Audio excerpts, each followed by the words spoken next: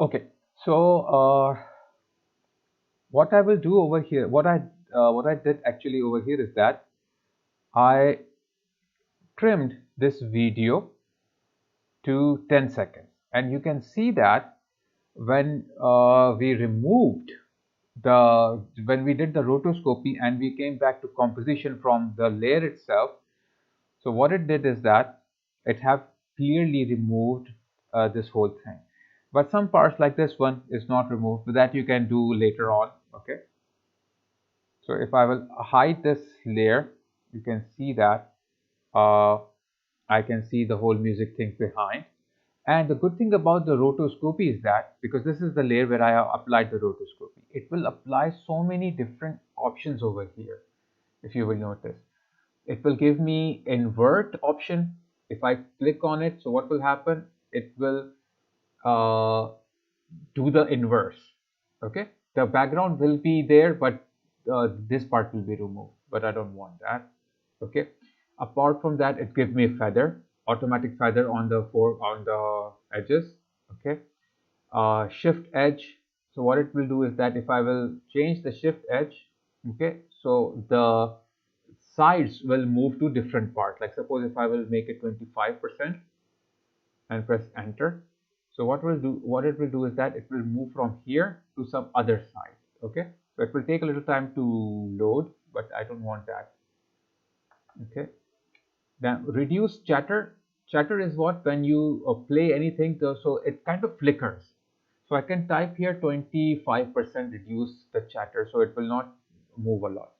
Now use motion blur if it is moving a lot, so you can add a motion blur so it will look more realistic, but I don't want that right now.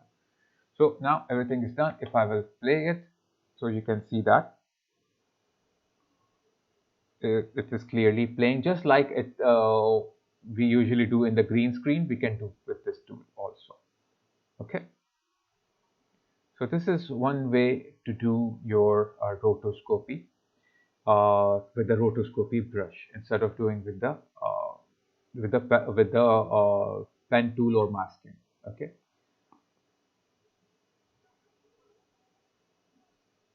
And rotoscopy is not ideal if you want to remove the whole background from an image. Then it's not ideal, because that to remove the whole background, the best thing is the chroma key.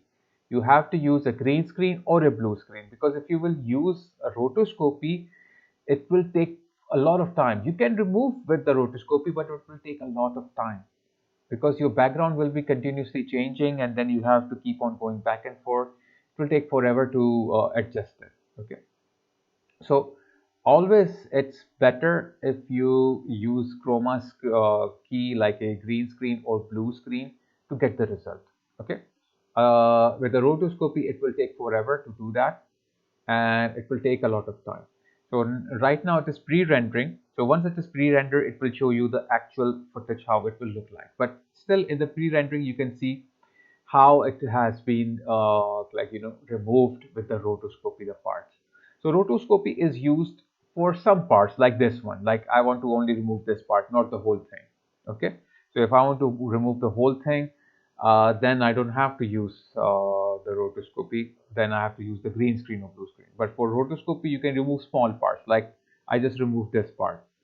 Okay, so that's works, or that did work fine over here. Okay, so after this one, I have another way of another use of rotoscopy. Basically, if you remember the previous uh, uh, like uh, like removal, what we the one that we which we used, where we have a signboard behind and the person was standing in front and he was giving a presentation. So what I did was that I used the pen tool to do the whole process over there, and I used the pen tool to change images over there, change so many other things over there. Okay, but how to do the same thing, okay, to achieve the same kind of result, okay, where your camera is also moving and there is something over your target object. Like over there our target object was the background, that board, signboard or blackboard. Okay, but the model was keep on coming in front of it, so it was really hard as like for us to uh, remove that person out of it and keep only that board. Okay, so same thing how we can do, but very quickly we will do just after when this is rendered. Okay, so I will just keep it till here, otherwise it will crash again. Okay, because I just stopped it and it got like it is loading right now. I don't want to do any other thing here. Okay, and then I can reduce this and play it again so you can see how it is being done.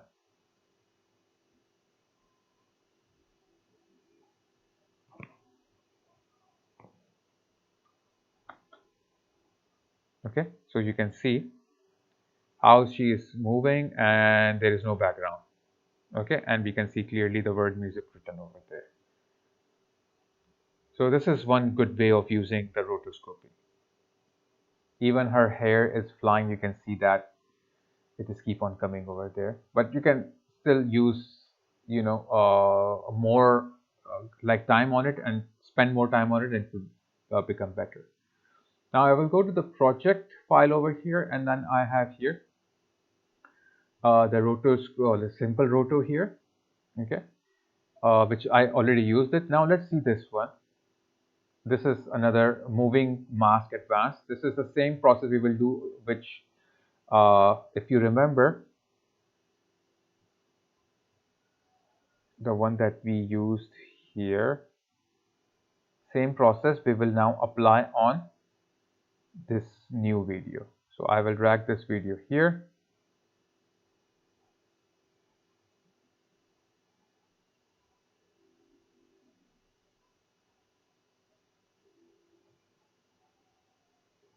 Sorry, I dragged the wrong video.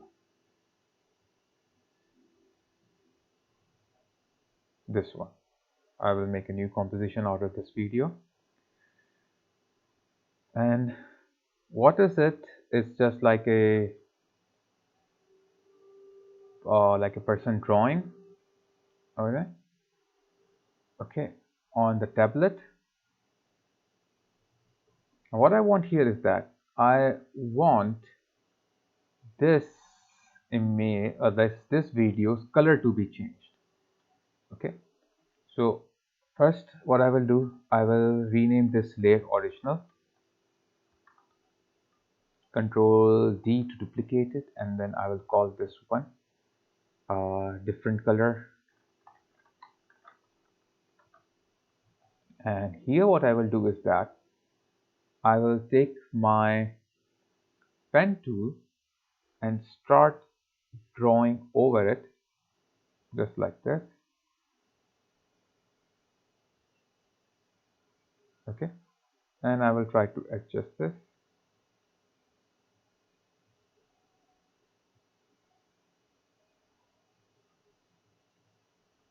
Now it is adjusted. From here I want to adjust it a little bit more. So I made a mask with the pen tool over it.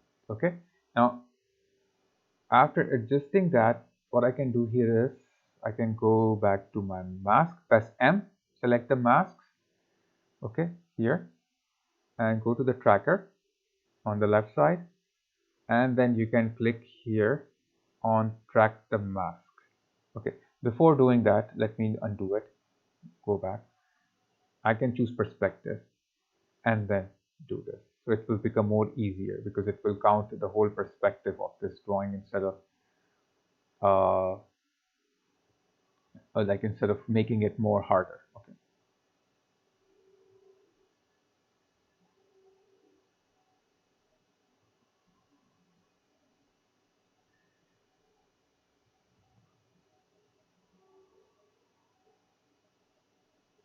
So you can see that it has been masked in it nicely.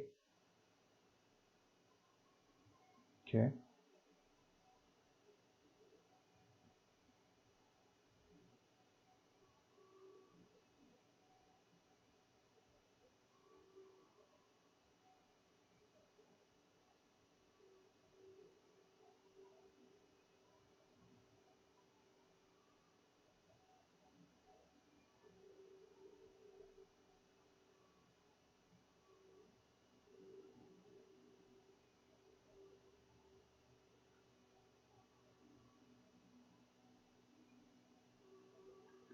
Still it was going a little bit off, but for now it is fine. And I will press F on my keyboard for feather and apply a little feather like 2. If I will hide my original here, you can see that this is what we have masked so far. So I can go to this layer, effect, color correction, hue and saturation. Now I will just change the hue of it, okay, from here. So it will become a different kind of color. Okay, but you can see that issue is with the hand now. Hand has become the part of it. So if I will hide this, this is what it was before, now it is. But hand is doing something which we don't want. So I can do is that I can go to the original layer, duplicate this one, okay, and move it on the top, and then double click the original layer, and I will rotoscope the hand. Okay, I will take my rotoscope brush, okay, a little bit increase the size of it, and I will rotoscope the hand basically, and the parts that I don't also this, and I will press Alt key on my keyboard to remove the parts that I don't want, like suppose this one, this one, this one here.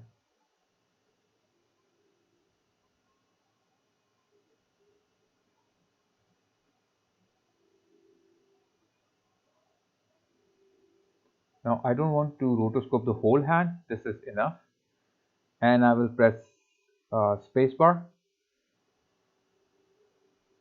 so it will continue.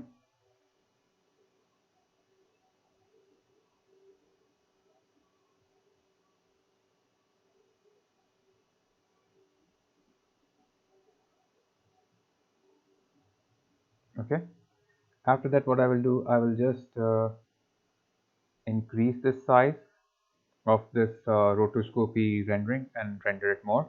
So part by part you have to do this, otherwise if you have a good computer you can increase it the size, but if you have a slow computer then you can make it smaller. Okay, otherwise if you increase the size, like the length of this like rendering part of the rotoscopy, it will take forever. Okay, so this is basically the range of rotoscopy. Okay, so I will span this range, I will increase this range uh, like slowly and gradually, not all at once, because all at once will take forever to do.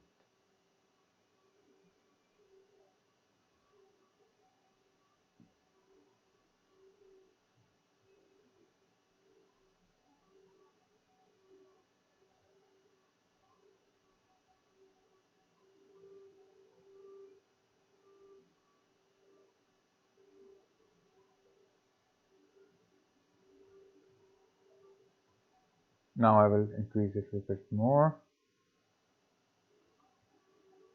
continue this.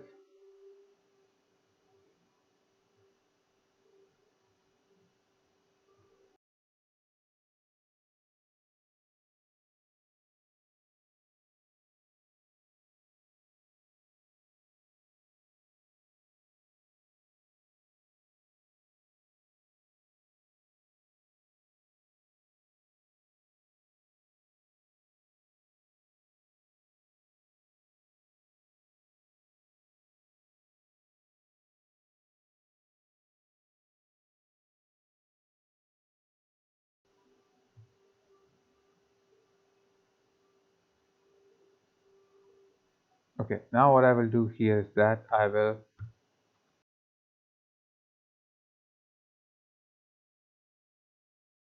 now what I will do, I will make it a little bit more bigger and continue it more.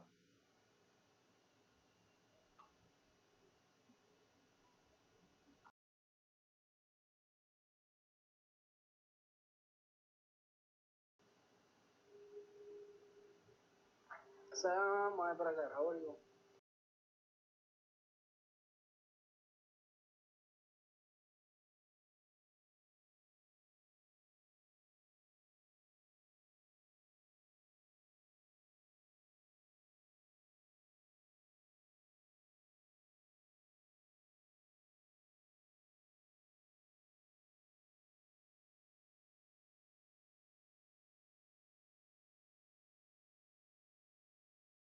Okay, now what I will do is that now small part is left. So I will go in this small part and start over again here.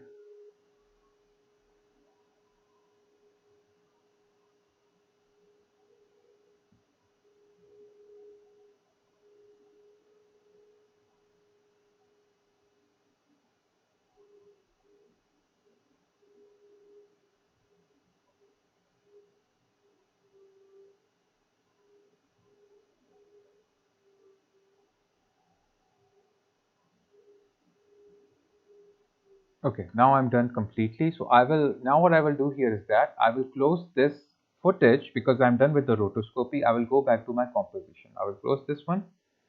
And now you can see clearly because as you know, this original layer is turned on. Let me to turn off this original layer so you can see what happened.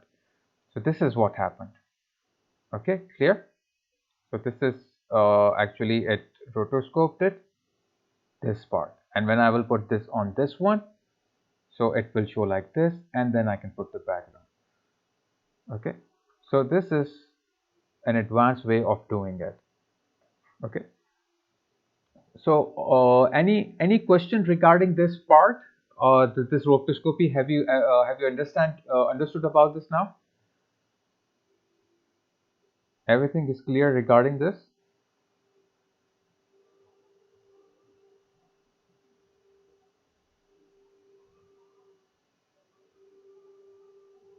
Any questions so far? All clear? Okay, so this is why we use masking inside the visual effects. And when you use masking in visual effects, these are different purposes of using that. And if you're using uh, After Effects, so this is how you use on the After Effects. Okay. So next class we will move to matte painting, which is a really interesting topic. Okay. And matte painting is heavily used in the movies and the advertisement and multimedia, the different processes. So that we will do in the next class. Okay, so let's move to the blackboard. I will see you there, and I'll take the attendance over there. Okay, so let's meet on the blackboard now.